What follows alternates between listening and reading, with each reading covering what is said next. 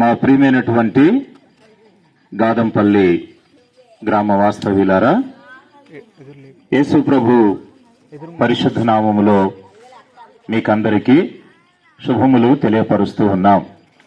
భూపాలపల్లి హెబ్రోను ప్రార్థన మందిరము నుండి మీకందరికీ కూడా క్రీస్తు పేరట శుభములు తెలియపరుస్తూ ఉన్నాం. ఈ రోజున దేవుని యొక్క ఆజ్ఞ మేరకు, దేవుని యొక్క చిత్తానుసారముగా ఆయన యొక్క రాజ్య సువార్తను ప్రకటించుట కొరకై ఈ రీతిగా మీ గ్రామంలోనికి మేమందరము కూడా సంఘముగా చేరువచ్చి ఉన్నాం. ప్రియులరా, ఈ సమయంలో ఒక పాటను మీకు పాడి వినిపించాం. ఏమని పాడాము? పైనున్న ఆకాశమందున, క్రింద ఉన్న భూలోకమందున లేదు రక్షణ ఏ నామమున అని చెప్పి పాట పాడాం.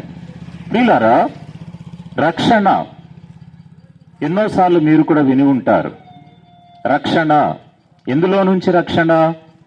పరిశుద్ధ గ్రంథములో వ్రాయబడి ఉంది, తన ప్రజలను వారి పాపముల నుండి ఆయనే రక్షించును గనుక ఆయనకు యేసు అను పేరు పెట్టుదు అనెను అని బైబిల్ గ్రంథము సెలవిస్తూ ఉంది. మన పాపముల నుండి రక్షణ. ప్రియులారా, పైన ఉన్న ఆకాశమందున, క్రింద ఉన్న భూలోకమందున ఎక్కడ కూడా పాపములో నుండి మనలను రక్షించేటువంటి నామము ఏ నామమున కూడా లేదు అని చెప్పి ఇందాక పాట పాడాం. అయితే ప్రియులారా, ఒక నామము ఉన్నది. ఆ నామము యొక్క గొప్పతనం ఏంటి అని అంటే పరిశుద్ధ గ్రంథం సెలవిస్తూ ఉంది, మరి ఎవని వలనను రక్షణ కలగదు, ఈ నామముననే మనము రక్షణ పొందవలెను గాని ఆకాశము క్రింద మనుష్యులలో ఇయ్యబడిన ఏ నామమున రక్షణ పొందలేము. గమనించండి ప్రియులారా, ఏ నామం అది? ఏ నామములో కూడా దొరకనటువంటి ఆ రక్షణ ఒక నామములో మనకు దొరుకుతుంది. ఆ నామమే యేసు అనేటువంటి నామం. ప్రియులారా, యేసు అనేటువంటి నామమునకు అర్థము గ్రహించాలి. ప్రతి పదానికి కూడా ఒక అర్థం ఉంటుంది కదా, ప్రతి పేరుకు కూడా ఒక అర్థం ఉంటుంది కదా. అదే రీతిగా యేసు అనేటువంటి పేరుకు కూడా ఒక అర్థం ఉన్నది. ఆ అర్థమే రక్షకుడు అని చెప్పని అర్థం. రక్షకుడు అని చెప్పి ఎవరినంటాము? రక్షించే వాళ్ళని రక్షకుడు అని చెప్పని పిలుస్తాం కదా. రక్షించే వాళ్ళని రక్షకుడు అని పిలుస్తాం. కాబట్టి యేసు మనల్నందరినీ కూడా రక్షించుట కొరకే ఈ లోకంలోనికి వచ్చాడు. బైబిల్ గ్రంథం సెలవిస్తూ ఉంది, ఎవరిని రక్షించటానికి ఈ లోకంలోనికి వచ్చాడు అని అంటే పాపులను రక్షించుటకు క్రీస్తు యేసు లోకమునకు వచ్చినను వాక్యము నమ్మదగినది, పూర్ణాంగీకారమునకు యోగ్యమైనది ఉన్నది అని. కాబట్టి ఎవరిని రక్షిస్తాడు? పాపులను రక్షించేటువంటి గొప్ప రక్షకుడు. ప్రియులారా, ఎలా రక్షించాడు? మానవాళి పాపములో ఉంటూ ఉండగా, గమనించండి ప్రియులారా, ఏ భేదమును లేదు, అందరూ పాపము చేసి దేవుడు అనుగ్రహించు మహిమను పొందలేకపోవచ్చున్నారు.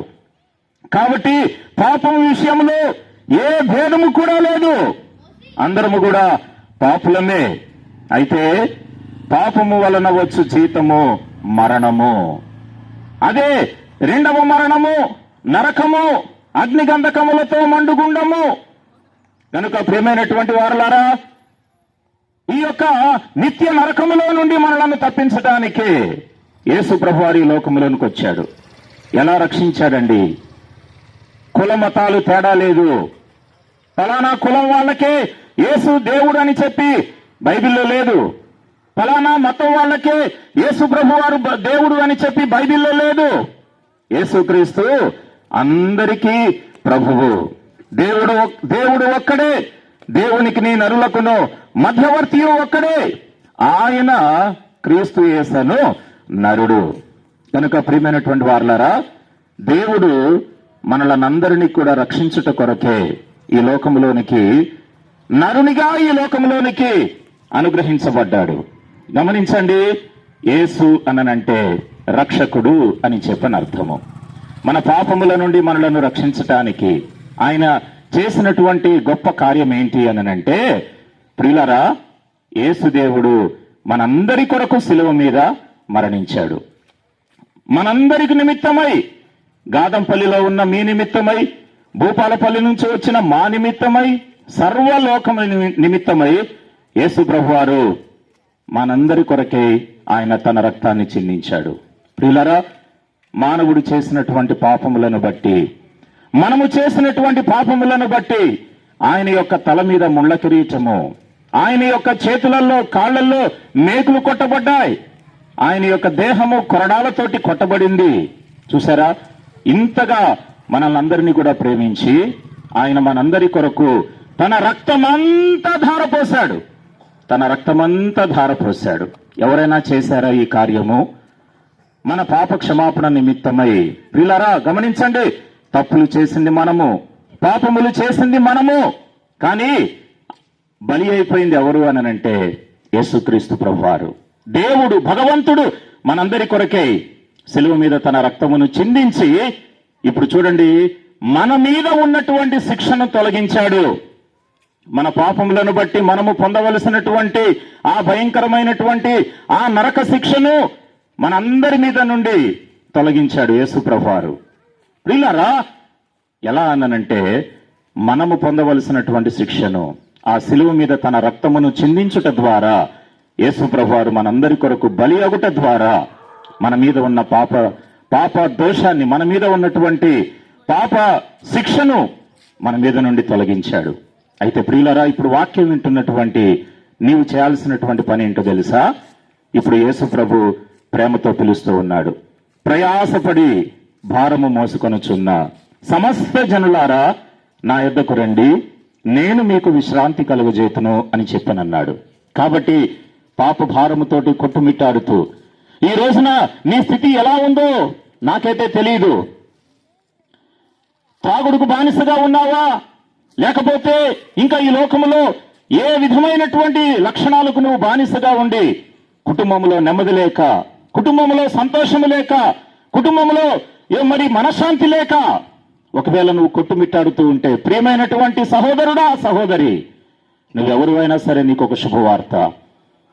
యేసునందు విశ్వాసం ఉంచితే చాలు, నీ కుటుంబంలో నెమ్మది దొరుకుతుంది. యేసునందు విశ్వాసం ఉంచితే చాలు, నీ పాపము శిక్షను, నీ యొక్క పాప భారం అంతా కూడా దేవుడు తొలగించి వేస్తాడు. ఒకప్పుడు మా జీవితాల్లో కూడా యేసు ప్రభువును తెలుసుకోలేక, యేసు ప్రభువును గ్రహించలేక ఈ లోకంలో రకరకాలుగా మరి దేవునికి వ్యతిరేకంగా, విరుద్ధంగా ఉన్నటువంటి వారమే మేమందరము కూడా. కానీ సత్యాన్ని తెలుసుకున్నాం. ఇలానే దేవుని సువార్త మా దగ్గరకు వచ్చినప్పుడు, ఇలానే దేవుని వార్త మా దగ్గర ఆయా రీతులుగా వినిపించబడినప్పుడు, యేసు ప్రభువా, నేను పాపినయ్యా, నెమ్మది లేదయ్యా, నేను పాపినయ్యా, మనశ్శాంతి లేదయ్యా, నేను పాపినయ్యా, నన్ను క్షమించయ్యా అని చెప్పి మనస్ఫూర్తిగా యేసు ప్రభుని అడిగినప్పుడు మాలో ఒక గొప్ప సంతోషం ఉంది. గొప్ప సంతోషాన్ని దేవుడు ఇచ్చాడు. ప్రియులారా, ఈ సంతోషము దేవుని వాక్యములో రాయబడి ఉంది, చెప్పనశక్యమును మహిమాయుక్తమునైన సంతోషం. ఈ సంతోషం మాకు దొరికింది కాబట్టే మరి మీ దగ్గర కూడా ఈ సంతోష సువార్తను తీసుకుని వచ్చాం.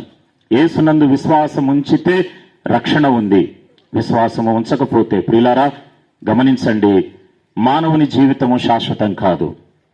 ఏదో ఒక రోజున ఈ లోకాన్ని విడిచిపెట్టి మనం అందరము వెళ్ళిపోవాల్సిందే. మనం ఎప్పుడు ఈ భూమి మీద ఉంటామండి? ఉండలేం. ఏదో ఒక రోజున ఈ లోకాన్ని విడిచిపెట్టి మనము వెళ్ళిపోవాలి. అయితే మానవుడు చనిపోయిన తర్వాత జరిగేది ఏంటంటే, మానవుని యొక్క ఆత్మ శరీరంలో నుంచి సపరేట్ అవుతుంది, శరీరంలో నుండి బయటకు వస్తుంది. ఆత్మకు రెండు దారులు ఉంటాయి. వెళ్తే పరలోకమైనా పోవాలి, లేదు అనంటే నరకము. పరదేశకైనా వెళ్ళాలి, లేదు అనంటే పాతాళమే. అయితే నువ్వు నరకానికి వెళ్ళకూడదనేటువంటి ఉద్దేశంతోటే చూడండి, పరలోకము ఎప్పుడూ యుగయుగాలు ఉంటుంది, నరకము కూడా ఎప్పుడూ యుగయుగాలు ఉంటుంది. అయితే ఆ నరకములో నుండి నువ్వు తప్పించబడాలనే, నరకములో నువ్వు వెళ్ళకూడదనే యేసు ప్రభువారు ఆ నరక శిక్షను మనందరి మీద నుండి తొలగించి మనలను ఆ యొక్క స్వర్గానికి వెళ్ళేటువంటి దారిలోనికి దేవుడు మనల్ని తీసుకుని రావాలనే యేసు ప్రభువారే ఒక మార్గముగా ఈ లోకంలోనికి వచ్చాడు. కాబట్టి యేసునందు విశ్వాసం ఉంచుము. ఆయన వచ్చింది ప్రియులారా, ఆ కలువరి సిలువను నీ కొరకు, ఆ కలువరి సిలువను మోసింది ఎవరి కోసమనంటే నీకోసమే, నీకోసమే, నా కోసమే, మనందరి కోసమే. గరుకురాళ్ళ మార్గములో బరువు సిలువను మోసెను, గరుకురాళ్ళ మార్గములో బరువు సిలువను మోసెను, కొరడాలతో కొట్టిరి దేహమంతా చీలెను, కొరడాలతో కొట్టిరి దేహమంతా చీలెను, ఆ కలువరి మార్గములో యేసు సిలువను మోసెను, ఆ కలువరి మార్గములో. కాబట్టి మిత్రులారా, ప్రభువైన యేసునందు విశ్వాసం ఉంచుము, అప్పుడు నీవును నీ ఇంటి వారును రక్షణ పొందుదురు. మీ గ్రామంలోనే ఉజ్జానాయక్ గారు మీ ఎదుట ఉన్నారు. ఇక్కడ ఉజ్జానాయక్ గారు మరి వారి యొక్క కుటుంబం కూడా యేసు ప్రభునందు విశ్వాసం ఉంచి మరి దేవుణ్ణి తెలుసుకున్నారు, మందిరానికి వస్తూ ఉన్నారు. కనుక మీరు కూడా దయచేసి ప్రభువును అంగీకరించండి. నిత్యత్వమునకు, నిత్య జీవమునకు వారసులు కావలసిందిగా ప్రభు పేరిట మనవి చేస్తూ ఉన్నాం. భూపాలపల్లిలో జిఎం ఆఫీస్ దగ్గర మరి హెబ్రోను ప్రార్థన మందిరం ఉంటూ ఉన్నది. అక్కడ ప్రతి ఆదివారము ఉదయకాలం 10 గంటలకు ఆరాధన జరుగుతుంది. రండి, దేవుని ఆశీర్వాదములు పొందండి. మీ కొరకే ప్రార్థన చేస్తాం.